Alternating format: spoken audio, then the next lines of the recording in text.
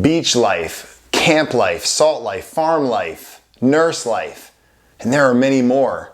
And for my international friends, this may not be something that you're super familiar with, but these are some of the decals that I've seen on the back of cars as I drive around for work on the daily. I mean, it's something that we do in America. We put decals and stickers, ones like this one, on the back of our cars to show our affiliations to different things. But one caught my eye recently, God First Life.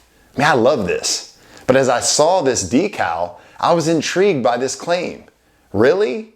I mean, I started thinking, I wonder if this person really puts God first. So as I sped up next to the person that was driving this car, I drove past them and I started to inspect who was in the car.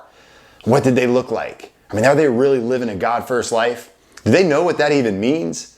I mean, I started to think these judgmental thoughts, and God immediately put me in my place. Instant conviction.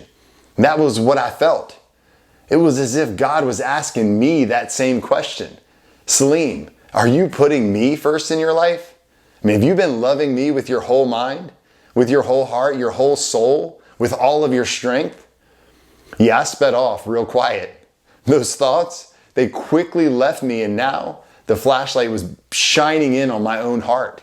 So this was something that I had to wrestle with because it is all that will ever matter in this life. And it is something that I have to absolutely get right if I want to live life in abundance here on earth, and more importantly, spend my eternity with Him. So I started to question myself. Is God first in my life? And the quick answer, of course He is. He is God. He is my life. He has my whole heart. But the more I thought about this, the Holy Spirit started showing me all the things that compete with Him all day, every day. I quickly began backpedaling. If I was going to be honest and answer this, I stray every day. I mean, if we are completely honest with ourselves, we all stray from God. Every single one of us. There is not one of us that is able to say that we are completely faithful to Him. We are all adulterers if we are honest. We all have idols. And when we stray from God for something else, what we stray to is called an idol. What is an idol? Well, it is a thing. It is a thing loved or a person loved more than God, wanted more than God, desired more than God, treasured more than God, enjoyed more than God. I mean, it could be a girlfriend. It could be good grades. It could be the approval of other people. It could be success in business. It could be sexual stimulation. I mean, it could be a hobby or a musical group, sports team. Or that immaculate yard. It starts in the heart, craving, wanting, enjoying, being satisfied by anything that you treasure more than God. My friends, that is an idol. So in that moment, I immediately thought of something that I put before God. I actually thought of multiple things that I put before Him. I mean, at times I put my wife, my kids, physical fitness, and many other things. And those are good things. And then I started to think of the other things like money, human praise, entertainment. And I was brought back to reality and where I was on the topic. And quickly, what started off as a simple observation had turned into a full-blown butt kicking by the Holy Spirit. I was getting my butt kicked by the Holy Spirit, and it didn't feel good. And if you're like me, and I'm sure you are, you struggle with putting God first at times. I mean, we live in such a fast-paced society that it's extremely difficult to slow down and just breathe long enough to even recognize that we are failing in this area. But friends, I'm here to tell you, we are all failing at this. And the sooner we realize this, the sooner we can address it. It is a very real issue, and God does not take this lightly. I mean, the first commandment that Moses brought down off the mountain is, "You shall have no other gods before me."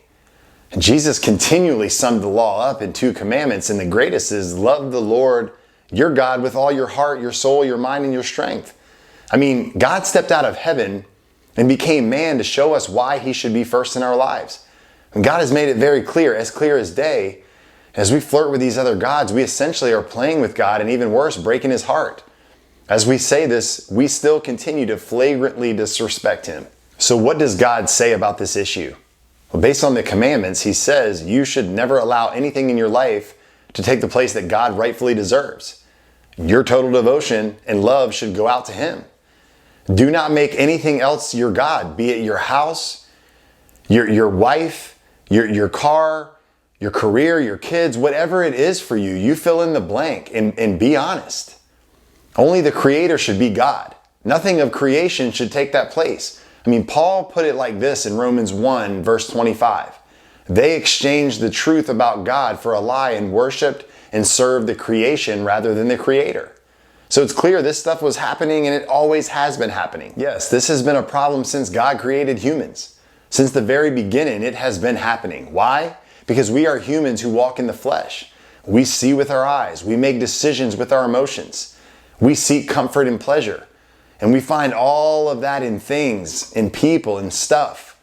In our pride and wandering hearts, we worship little gods, and these little gods are going to lead us to destruction. And this is the reality, friends. We're all guilty of worshiping the creation instead of the Creator. So I challenge you to take a look at your life. Take an honest look and evaluate. What in your life are you putting before God? Ask yourself and be honest. It is a healthy question that truly needs to be addressed today. And once you come to that honest conclusion, it's time to deal with it. So will you join me today?